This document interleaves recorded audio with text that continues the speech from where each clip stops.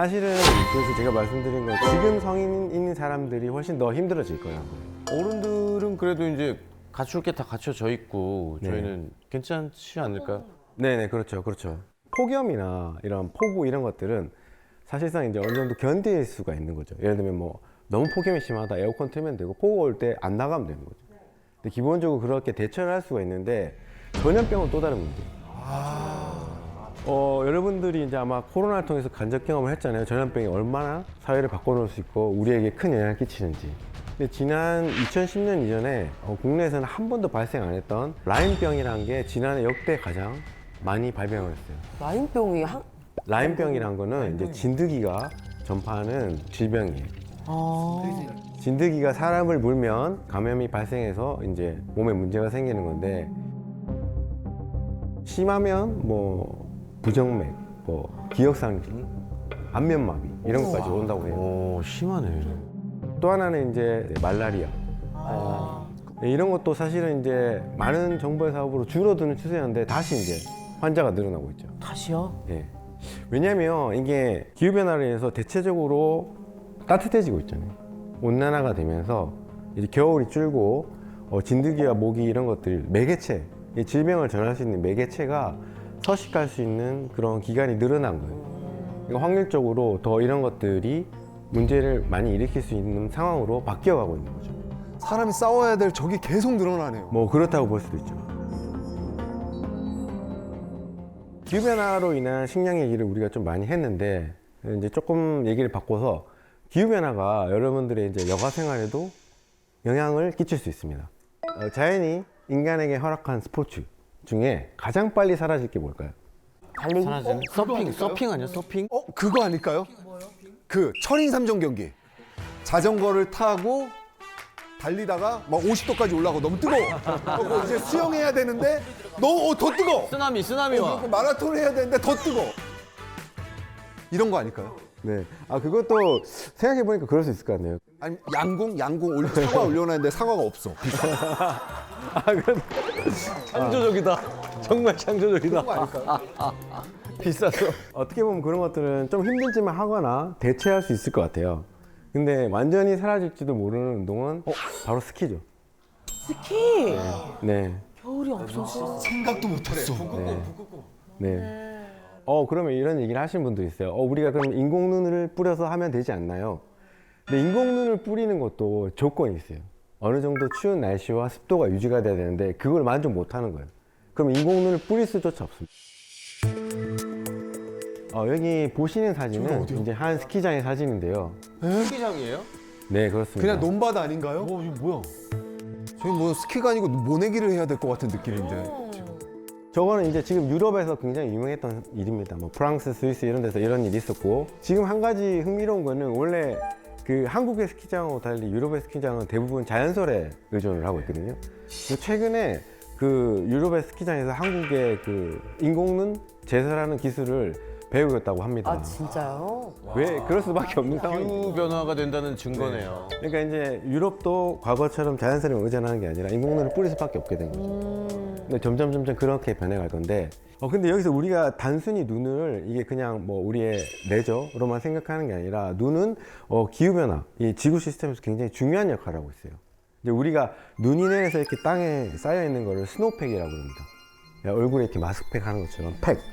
근데 날이 추우면 눈이 내려서 이제 녹지 않고 이렇게 켜켜 계속 쌓여 있는 그 상태를 얘기하는데 이 온난화가 되면서 스노우팩 두께가 점점 얇아지고 있어요. 왜냐면 따뜻하니까 내린 눈이 금방 녹아버려요. 그래서 이제 가장 쉽게 보이는 게 이제 스키장의 케이스인데 근데 이게 사라지면 그냥 눈이 사라지는 걸로 끝나는 게 아니라 지금 있는 이 온난화보다 훨씬 더 온난화가 가속화돼요. 그렇지. 열을 내려줄 수 있는 게 없으니까. 네, 비슷한 내용인데요. 보통 우리가 이 하얀색 물질, 이 물질은 태양빛을 많이 반사합니다. 이 땅을 데울 수 있는 에너지를 다 반사하는 거죠. 근데 눈이 녹게 되면 어떻게 될까요? 그대로 받아버리겠죠. 그 에너지가 그대로 다시 예. 땅으로 들어오겠죠. 그럼 땅을 데우는 거예요. 그러면 그 옆에 있던 눈이 녹겠죠. 또 녹겠죠. 그래서 이렇게 연쇄적으로. 계속 가고 있습니다. 지구 마찬가지. 북극에 따뜻해지는 이유가 똑같은 거예요. 북극의 빙하가 녹고 눈이 녹으니까 햇볕이 더 많이 들어오죠. 더 따뜻해지죠. 그러면요, 저희 모든 사람들이 다 흰 옷을 입고 다니면 아니 근데 저도 그 생각 해봤어요. 북극에도 그 약간 구멍 난 부분을 흰색 페인트로 이렇게 좀 메꾸면 두 분께서 말씀하신 거는 실제로 공학적 해결 방법 중에 하나예요. 공학적 해결 방법 중에 하나예요. 진짜요? 네, 네. 맞는 얘기 하는 겁니다. 네, 아니, 맞는 얘기 그래서 하는 지금 하다니까. 훌륭하셔. 기후공학 기술이라는 게 있어요. 클라이밋 엔지니어링이라는데 공학 기술로서 기후변화 문제를 해결해 보겠다. 예를 들면 아주 간단한 거는 우리가 화이트 루프, 하얀 지붕이에요. 하얀 지붕. 그리스 산토리니. 그러니까요, 그게 떠올랐거든요. 온통 하얗잖아요. 그러니까. 미국에서도 그런 시도를 했는데 문제가 생긴 게 뭐냐면 미국에서는 워낙 큰 도시에서 그렇게 하얗게 실험을 해보니까 비행기를 타고 가는 파일럿이 눈이 부신 거예요.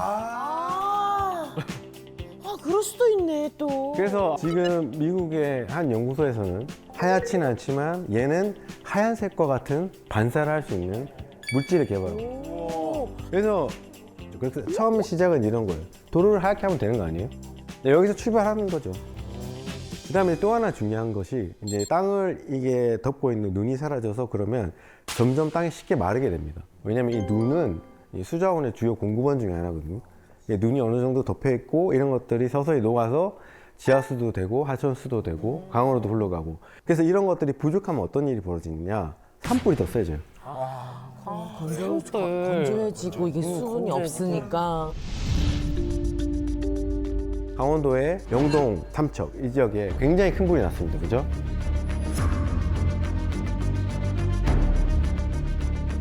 헬기로 막 물 나르고 근데 그게 왜 그렇게 큰 불이 날 수밖에 없었느냐?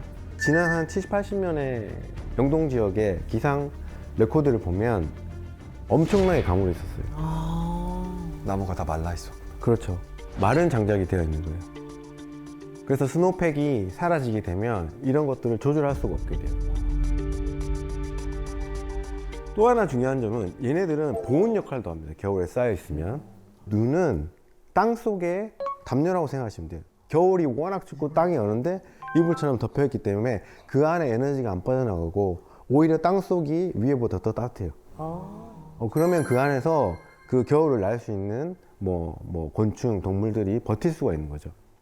자, 그러면 그게 사라진다. 추운데 담요 걷어내면 어떻게 되죠? 꽝꽝 얼겠죠. 예. 그래서 바로 생물 다양성까지 문제가 생기는 그런 일이 벌어지게 되는 거죠. 단순히 기후변화로 눈이 사라진다는 거는 좋아하는 스키가 사라진다는 차원이 아니라 더 큰 문제들이 하나씩 추가적으로 발생할 수 있다. 그러니까 이제 우리가 이런 것들을 앞으로 이제 조금 신경 써서 봐야 되겠죠. 이거 뭐예요? 교수님 자취방 아닙니까? 나사에서 제공한 숙소 아닙니까? 자, 여기 좀 글씨가 보이긴 하는데. 네. 네, 파리스 이공사. 네, 그렇죠. 올림픽 선수촌. 네, 맞습니다. 원래 선수촌이라고요? 네, 그렇습니다. 저게 우리가 생각했던 것보다 되게 소박하네. 2024년 올 7월에 열리게 될 그 파리 올림픽 선수촌의 실제 방입니다. 네, 이게 2020년 도쿄 올림픽에 등장했던 골판지 침대 또다시 등장하게 됐죠. 그리고 보면은 에어컨이 지금 안 보여요. 네, 빌트인도 안 돼 맞습니다. 있고. 네, 맞습니다. 왜 그러냐면 지금 보통 우리가 더위를 판단하는 지표가 있어요. WBGT라는 습도 온도가 있는데 그걸 가지고 뭐 올림픽을 할 수 있는 컨디션이 된다 안 된다 이런 것들을 판단하는 과학적 지표가 있는데 분석을 통해서 보면 실제로 2050년 정도 되면 뭐 서울 비롯해서 일단 뭐 도쿄, 아테네, 뉴욕 이런 전 세계 도시 중에 63%인 122개 도시에서는 아예 올림픽 개최가 불가능하다라고 전망을 하고 있어요. 아 슬프다. 그래서 이제 이런 식으로 파리 올림픽 자체에서 기후변화에 대응하는 탄소 배출량을 절반으로 줄이는 기후변화 시대에 맞는 새로운 올림픽을 하겠다. 그럼 응원해야죠. 이제 우리가 이제 이런 변화를 시도하겠다 한 것이고, 그걸 선수들부터 시행을 그렇죠. 한 거네요. 선수들은 힘들겠지만 에어컨 대신 선풍기를 넣고 건물 배치를 좀 잘 해서 공기가 잘 순환되게 해서 실내 온도를 실외보다 어느 정도 6도 가까이 낮게 유지할 수 있도록 구조적으로 방법을 찾는 노력도 하고 있습니다. 올림픽을 할 수 있게 우리가 최대한 노력을 하자는 거죠. 자, 그래서 지금 보면 저희가 이제 식량 문제, 뭐 사람의 건강, 태아 문제, 우리의 여가 활동, 뭐 올림픽까지 기후변화가 주는 영향이 되게 광범위한데요. 전 세계에 걸쳐 지금 이런 것들이 너무나도 빈번하고 심각하게 일어나고 있는 거죠. 며칠 전이죠. 불과 며칠 전. 아마 뉴스 보신 분들 있을 거예요. 사막의 도시 두바이에 무슨 일이 벌어졌죠? 홍수? 홍수가 났죠. 이렇게 많이 왔다고요? 이렇게? 두바이가? 상상이 안 가, 근데. 이제 두바이 같은 경우는 이제 원래 1년 내내 거의 비가 오지 않는 지역인데 2년치 양이 한 160mm 정도 되는데 그게 한 12시간 만에 내린 거예요. 네? 두바이에 배수 시설이 있나요? 그래서 날씨가 건조하고 비가 많이 안 오기 때문에 배수 관망 같은 거는 신경을 안 쓰죠. 그래서 다 잠겼구나. 네, 그렇습니다. 단 50mm 정도만 비가 와도 도시의 배수 용량이 꽉 차버리는 그렇게 설계된 도시이기 때문에 그보다 훨씬 많은 160mm 비가 그것도 12시간 만에 왔기 때문에 홍수가 발생할 수밖에 없는 거죠. 그리고 이제 2022년 유럽 전역이 폭염으로 엄청나게 큰 몸살을 앓았었습니다. 영국과 프랑스 곳곳에서 사상 최고의 기록을 계속 갈아치웠죠. 특히 영국 같은 경우에는 40.3도 찍으면서 영국 역사상 최고 기록을 기록했다고 합니다. 와 미쳤다. 40.3도도. 당시 이제 영국 상황을 보여주는 거예요. 와 철도 휘었어. 어머, 녹은 거야? 도로도 휘었어.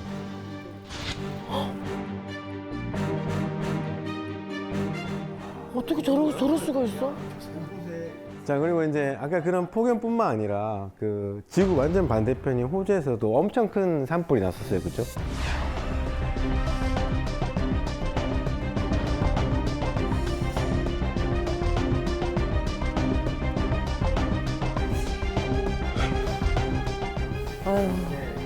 그때 산불로 소실된 면적이 거의 한반도 면적과 유사합니다.